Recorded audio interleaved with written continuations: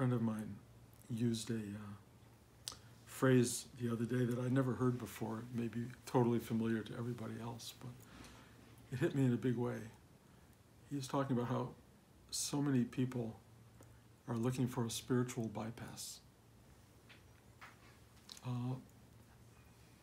think that's really true. It's a get me out of jail card. It's something that somehow lifts you out of the mess, out of the difficulties of human life, out of the struggle, the suffering, the sadness. Somehow I think a lot of them think if you can get out of that part, you can still have all the good part, you know, happy days and, you know, the joy and the bliss.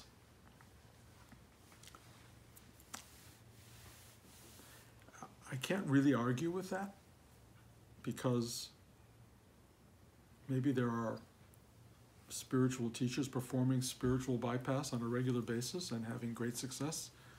And if you find one of those guys and that's what you're looking for, I deeply recommend trying it out. My own experience, and it's 50 years worth of experience, so whatever that's worth, it's not infinite time, it's 50 years. And it's a lot of trial and error and experimentation and a long personal journey in the realm of what we label spiritual as somehow distinct from material or worldly.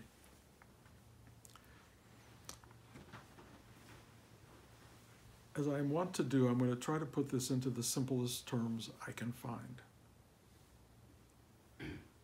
I was born into the world,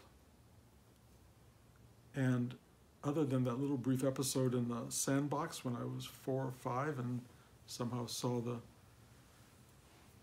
dark universe in the middle of the day with wheels spinning in the sky, other than that, up until my early 20s, I was a complete believer in, absorber of, liver of the life we all share.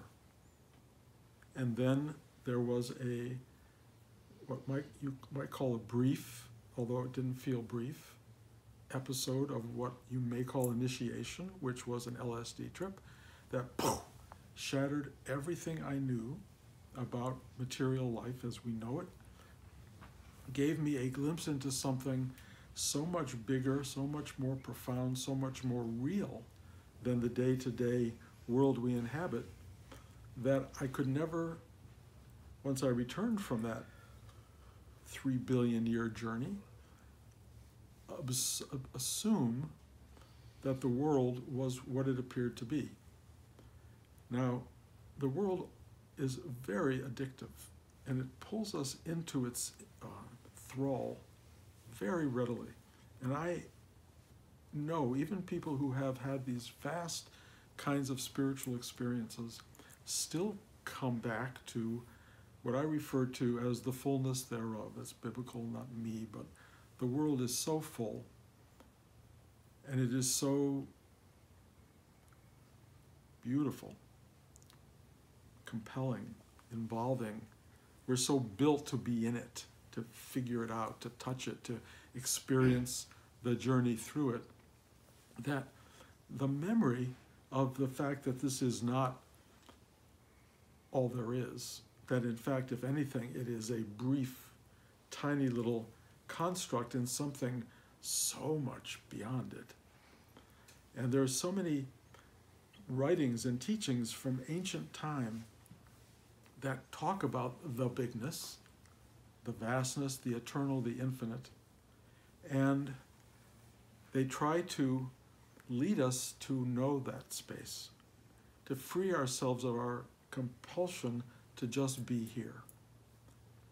And it's really, it's attractive when you start to realize how unsettling human life is and how complicated it can be and how mysterious it really is.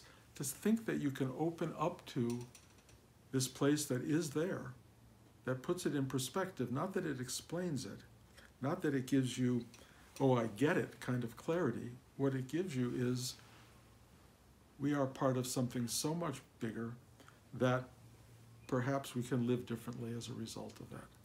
Perhaps we can live more affectionately, compassionately, lovingly, kindly with one another, because nobody knows what's going on. Nobody has a clue. There are those who know that we are contained by or have arisen in something beyond understanding. You can call it consciousness, awareness, presence, God's being. It doesn't matter what you call it. Knowing that intellectually, knowing it even internally a little bit, permeates your day-to-day life and allows you to function perhaps with a little bit more grace and ease than you might if you didn't know it. Everyone on the planet is trying in some ways to find comfort. Everyone. We are all built to seek security and safety and love and ease and well-being. Very few people have that or can, if they get it, sustain it. It arises and it goes away. Things come together, perfect happiness, and then it deteriorates. It is a world of duality, and we all know that. Stuff comes and it goes, it comes and it goes, and we even have begun to realize, if you're lucky, that ultimately it all goes. And that impacts how we live our lives. The fact that it all goes is meaningful. It's so meaningful, and in a way so painful, that we decide, we'll think about that later. Not important for now. Let's just go through our life.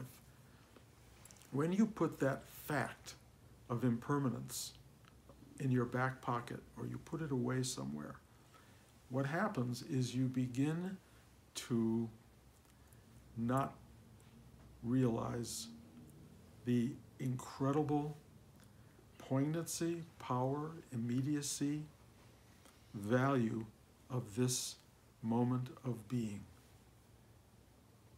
Because this moment of being achieves its ultimate power in its passing, in its fluidity, in its impermanence. And this is at the core of every spiritual teaching. Everything goes away.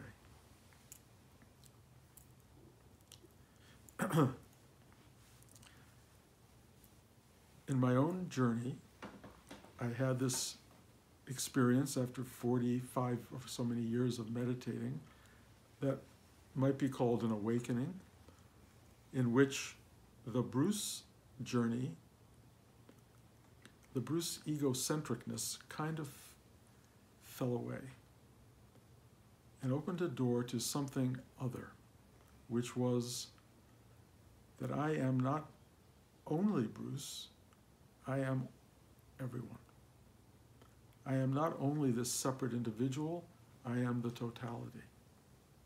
Not in some grandiose way, but in some deeply humble way. Because there was no ownership, there was only what I would call participation. Becoming a part of something instead of imagining yourself as the whole thing. If we were to take the whole universe, let's say we could make it a circle, and show you where the ego imagines itself, you would have that circle, and superimposed on that circle would be another circle that might even be a little bit larger than the universe. And that is the way most people live. There is them and this little idea of a universe. It's deeply out of balance, deeply out of reality. It's not how it works. But we imagine ourselves, our needs, our concerns to be primary, and everybody else's to be their problem. The ones who are closest to you, you may help with their problems. The ones who are a little further out, let somebody else deal with that. But when the ego begins to shift a little bit out of its own orbit. This little crack of infinite time and space begins to show itself. And it's a little bit like the halo around the sun when the moon passes in front of it. That halo gets brighter and brighter and brighter until it obliterates the moon in front of it, the ego in front of it. There comes a moment where the you just is washed out by this otherness. It doesn't literally obliterate you. It basically puts you in perspective. In a sense, it just goes, here's you, and it goes, and you see you, one with that, connected to it, deeply a participant in it, but what you really are, what really is going on is so much bigger than this tiny little ego, super sensitive, egocentric being, that life changes. The spiritual journey alters at that point in terms of the love and care and compassion and concern that you may have for your own personal bodily egocentric self is surpassed by an enormous love and concern for everybody, for the whole shebang. And it is not like you have bypassed your life via the spiritual journey. You have just experienced or open to the total journey. And I can't even say it's the total journey because my experience is it's like just stepping up one ladder, one step of the ladder. It's so big. There's no mindful part of you that can judge this journey. You're just in it. But you are deeply aware in your little ego-minded person that you are impacted by, influenced by, directed by, in service of this bigness. And you must use it. So when I teach with you, because Rudy taught me how to look at another human being and be sensitive to them, this additional energy comes through and allows me to see you. And it tells me, if you do, it's directive and it's emotional, and most of you who sit with me and work with me, you know it's a very odd little series of mudra-like movements that deal with your energy system, that look at you deeply, compassionately, lovingly, and see where the problem is, or where a problem is. And I can go in there and somewhat alter it. Not I, because all I do is align. And I am directed, I literally am directed in that alignment. It says, it tells me what to do. That's all I can tell you. And if I don't do it, I will know it instantaneously. It's like, nope, this way. And it's very subtle, and you just know. And every time the alignments are working and digging deeply into each of you, and anyone perhaps even listening to this talk, every time that alignment aligns you and works for you, something shifts and the ego moves a little bit out of the way and the self starts to shine through. You start to see who and what you are.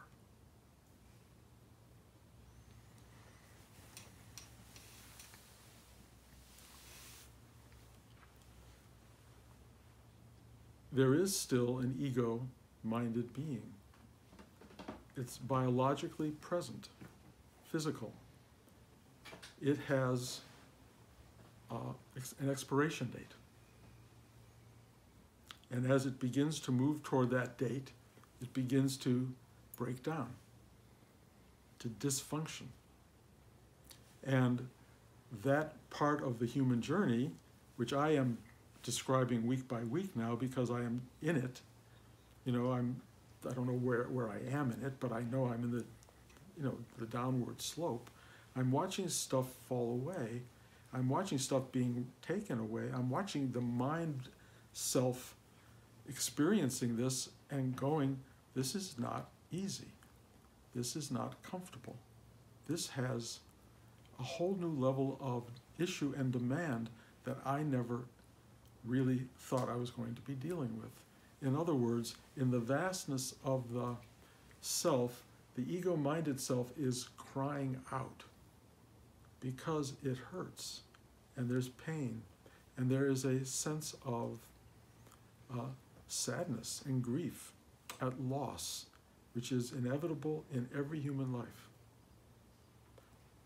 But we all have to dialogue with that experience. We all have to enter it.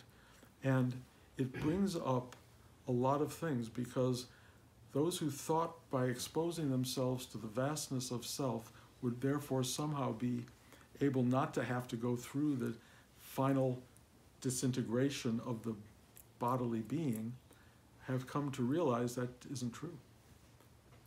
And you can try to do it with grace and ease, which I think is a really wonderful approach, and maybe one you will have come to by your spiritual practice, but it doesn't absolve you of going through it. And if anything, all of your spiritual life has prepared you for the most difficult part, which is what's ahead. And I don't want to say it to scare you. I'm not trying to say it because, get your life in order, or, who knows what will happen. It's like, use this as another part of your spiritual journey.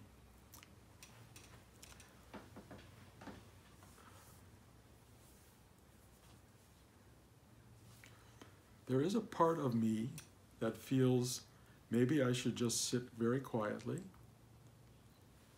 get very detached, and just watch what's going on. Stay very connected to the self, and just bye-bye to the ego self. But the ego self is starting to make a lot of noise. And I'm beginning to think one has to pay attention to that. And I am paying attention to it. And it's starting to act up. It's starting to tell me that I need to act, that I need to remain functional in the world, that I need to speak my thoughts, carry my love, energy, concerns, commitments into the world, and not leave them just as some amorphous thing inside, that I need to have right action, as Buddha called it, and I have to really engage the world.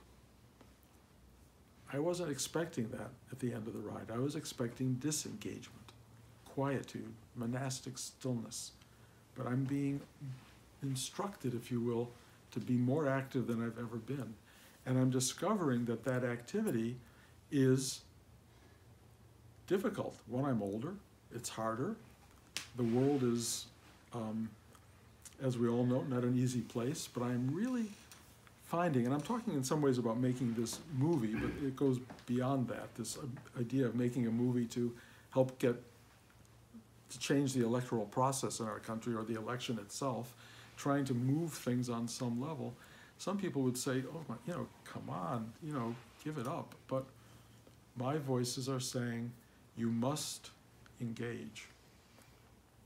And I was talking to a friend yesterday, Bart, who I love very much, and he said he has this theory that when your car's not working and you can't quite tell exactly what the next thing is to do with it or what's wrong with it, he said, take it out on the road and open it up all the way. You will find what's not working. And he said our spiritual life is not dissimilar to that. As you move toward the end, take it out there. If you want to see what remains to be done, what needs to be worked on, what's hidden in the tiny crevices of ego mind that still is left there in a sense to be acknowledged, to be accepted, to be liberated, whatever it is, take it out into the world and be a functioning, active being. And I look back at Rudy, and his whole teaching has always been, the world is your spiritual life. That's from day one. And that's what gave me a career, and it gave me made me a husband and a father and a grandfather. It gave me enormous engagement in the world, all of which opens you up to unbelievable levels of joy and suffering. But I've taken it all on. And now, in a period of retirement where I thought I would step away, I am being told there is no stepping away. There is no bypass. The bypass is engage. The bypass is live. You know, there was Dylan Thomas said, "Do not go gently into that good night." I used to say, no, be gentle. Well, gentle's not wrong. But what is wrong is don't go passively, inactively into that good night. Take it on. Take the world on. Which brings me to one last point, which is, I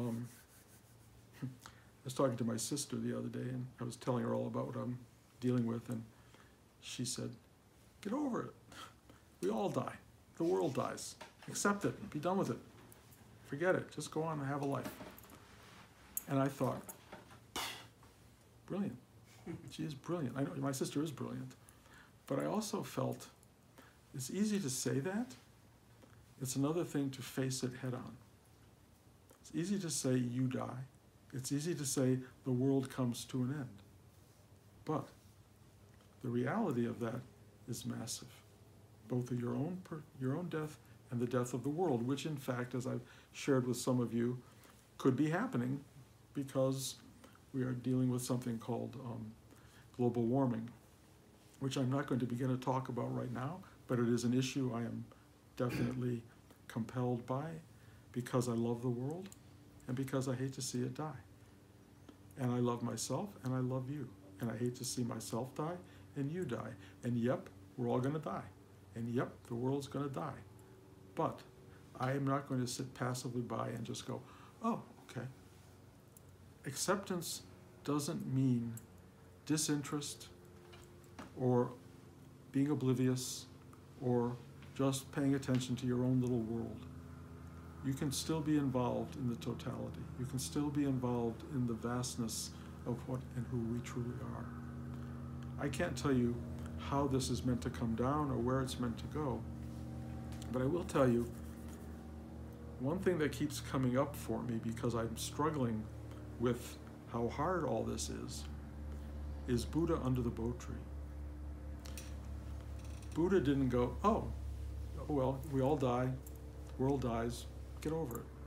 Buddha sat there and he dealt with all of his attachments to pleasure and all of the demons that came after him to terrify him before he reached his, we may call it final enlightenment. I don't know if that's true, liberation. And I can only tell you that putting your car on the road full speed will shake it up, and what will come out are the demons. You will start to see the stuff that has been hidden in the dark corners that you didn't know.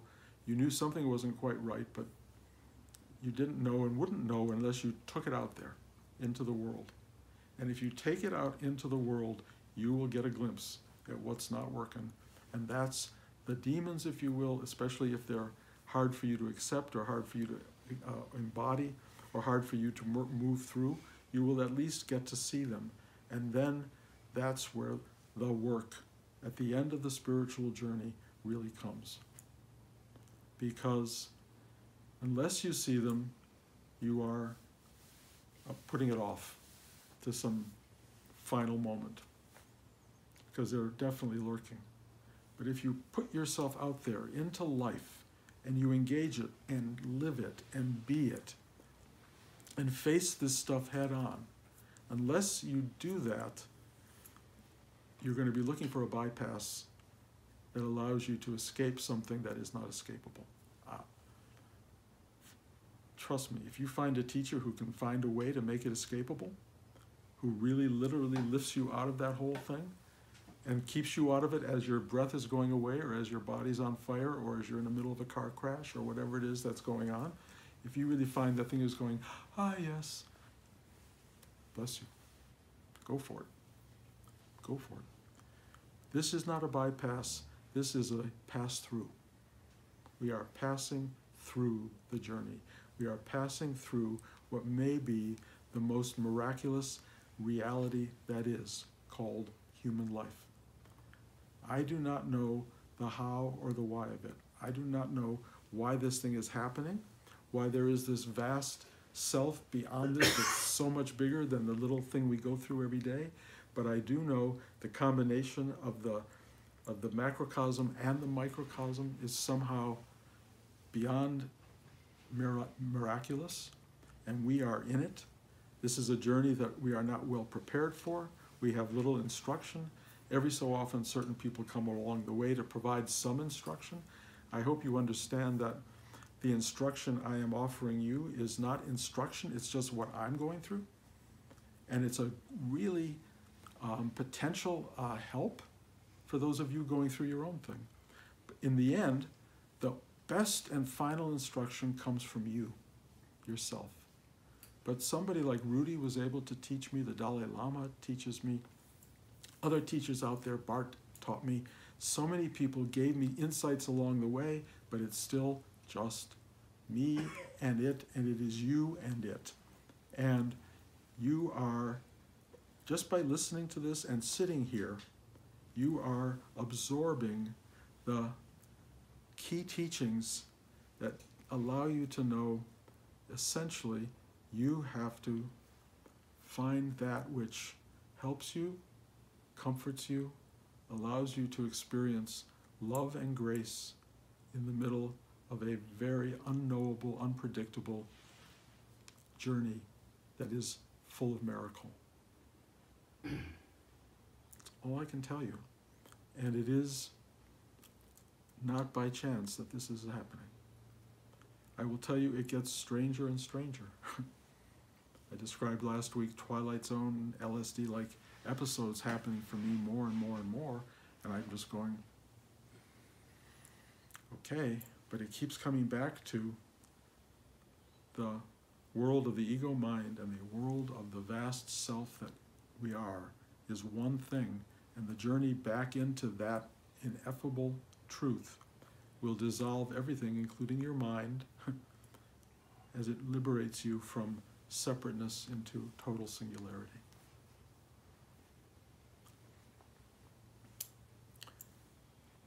Look for love, look for beauty, look for truth anywhere you can find them. Anywhere. I will tell you, when the sun shines, it'll be all around you. So when the sun goes behind the clouds or goes behind the planet, it's harder. But it does it regularly, and we get practice. Darkness happens every 12 hours. We get a chance to learn about life without light. And then we learn about life with light, and we have to make peace with both. But one of the things that seems to be happening, at least in the worldly structure, is they alternate. Be ready for both. Open to light. Don't hide from darkness. Live your life as though it's all one thing. And be amazed that the fact is you are alive, you are real, and you are actually experiencing this now. There's no spiritual bypass that I know of. Any thoughts, comments, criticisms, concerns?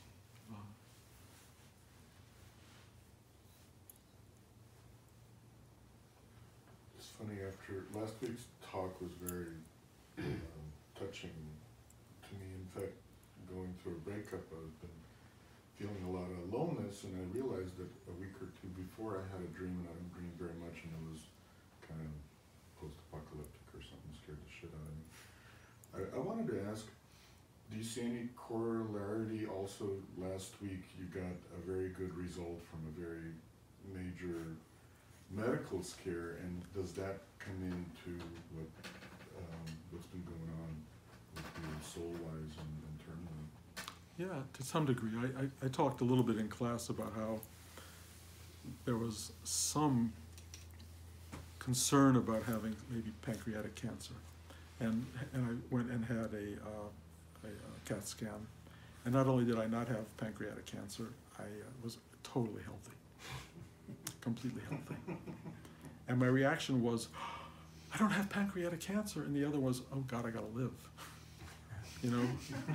And it was kind of a very strange combination, because part of me was absolutely preparing and ready to depart.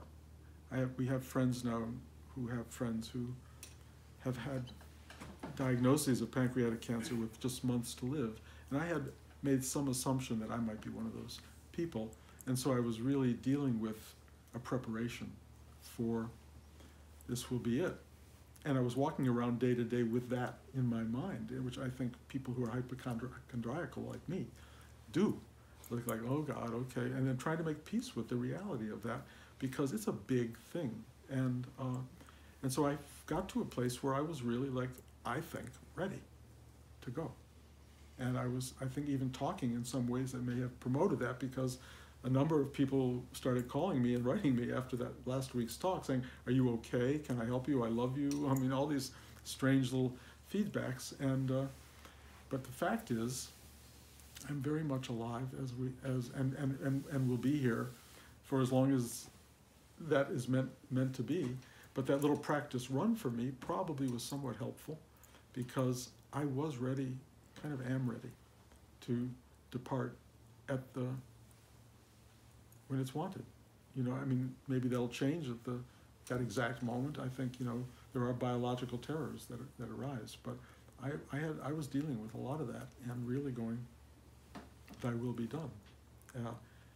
So practice run over, here I am, and I'm trying to still carry on this dialogue with everybody about, one, the miracle of being here, because it truly, I mean, I don't know how else to describe it.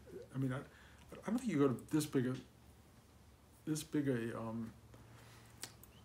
what can I say, effort to make this universe just to punish people or to cause suffering. Well, the Buddha said life is suffering. And I don't think this was made for suffering. It was made for something, but suffering occurs in it. And ultimately, suffering will be inevitable if loss and death is is all you think of. There is also life and living, and loving, and touching, and beauty and joy, and there's qualities of life that become, to use a word that's in the culture right at this moment, the lodestar. Those are the things to pay attention to, but to know that in the midst of whatever you're going through, if you can get quiet enough and still enough, the light that you're looking for shines not just from outside, but from inside. And you can find that path if you have found a process of stillness. It will always show up. It will amaze you in how it shows up. And I have been nothing but amazed this last week, because I have had so many people reach out to me. Based on the talk where I thought people would fall away, the opposite occurred. More and more people came forward and just expressed love and compassion. So, you know, there was a shift of sorts, but, you know, there's always shifts. There'll be another shift in the next 2 hours. You know, it just keeps happening. The ride nowadays, honestly, I think, for everybody, if you watch the news cycles, they're all saying there's no more cycles. It's just news, news, news, news, news, news, news. And it doesn't stop. It's like the world's rushing at us in such an insane way, and insanity being a good word to describe it. We really have to find a way to find that still point that rides through all of that. And it's only going to increase. So the need for what I'm talking about, forgetting the bypass and going directly into what can I do, how do I live in the midst of crazy times? How do I live? We've been blessed in living in relatively normal times for many years. Now we're not in that world. How do we live? I will tell you, I think the spiritual bypass is really a way of moving through craziness, not around it. And we can do that.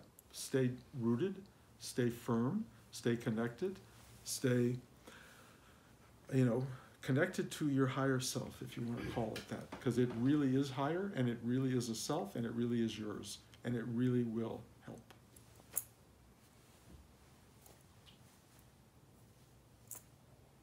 Anything else? Thinking. Okay. Thank you, guys. As far as I know, next week I'm in LA. A quick update on things is that I showed the movies, which are almost finished, to the former mayor of San Francisco, Art Agnos, who really found them very powerful. And he is arranging to get them to Nancy Pelosi within the next week to 10 days and to get them put out there if she responds to them. So there's a lot of activity now in that arena for those of us who were working and are still working on getting these films 100% done. There's an enormously wonderful voiceover artist and actor named Peter Coyote, and Peter came in yesterday and recorded the narrative parts of the film, and he gives it a great deal of authority. The films have emotional power, and hopefully in the next few days, 10 days or so, this thing will be in the electoral cycle, I hope. In other words, we've come a long way from sitting around talking about this for the first time a few months ago to actually having something that is manifested and going out there. And I'm very excited about it. It's a little bit intimidating because it's hard to know whether it will do what I want it to do or not do what I want it to do, but in a certain sense, it has to leave your hands. We did the work, and all of you who helped be part of that, all of you who were, supportive, I have endless gratitude. I mean, this has been an extraordinary journey of entering, not knowing what to do, and watching something guide you step by step and open one door after another, after another, after another, and it's still happening. So we'll see where it ends up, and if nothing else, the great lesson was that you can set out on a path without knowing where you're going with good intention and actually get somewhere. So thank you. And I'll talk more about this when all is said and done, but it's been a great ride. Love you all.